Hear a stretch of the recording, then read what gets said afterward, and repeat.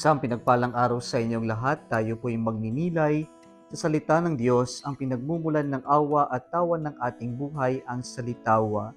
Today we are celebrating the memorial of Saint Pius X, Pope.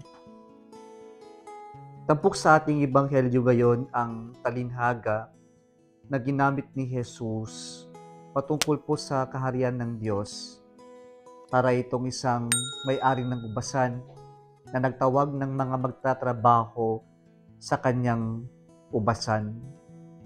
Ano po yung lessons na ating makukuha sa talinhagang ito? May tatlo pong letter G. Una po is grateful. Magpasalamat tayo at matuto tayo magpasalamat. Pero ano po ang sinukli ng mga naimbitahan na magtrabaho sa ubasan? Lalong-lalo na po yung mga nauna, sila po ay nagreklamo. Mga kapatid, marami tayong pagpapala sa buhay at kailanman hindi tayo makokontento sa pagpapalang mayroon tayo kung hindi tayo matututong magpasalamat. Mga kapatid, mahalaga po yung spirituality ng pagpapasalamat sapagkat sa pagpapasalamat ating kinikilala hindi lamang ang pagpapala ng Diyos, pero kinikilala din natin na tayo po ay tunay na pinagpala ng Diyos. Huwag tayong reklamo ng reklamo.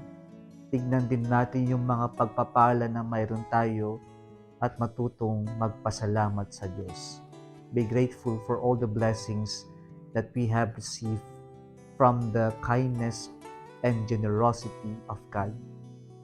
Pangalawang pong lesson ay generosity.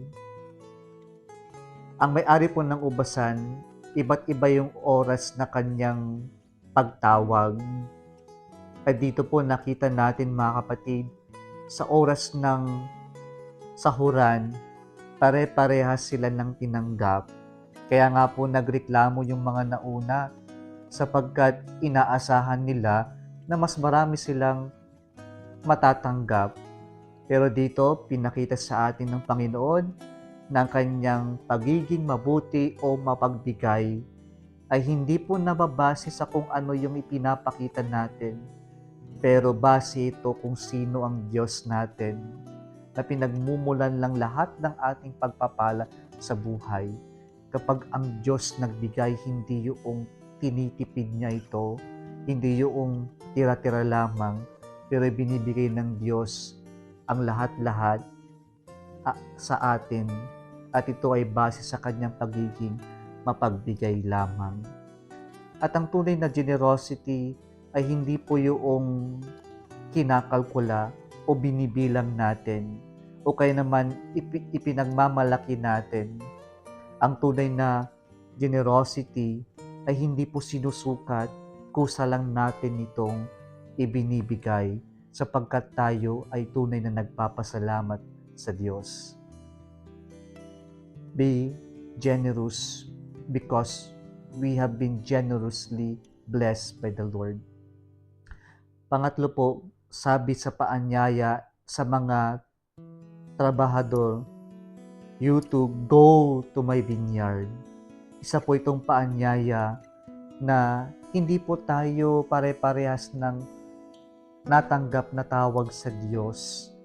Pero isa itong paanyaya na lahat tayo ay tinatawag ng Diyos.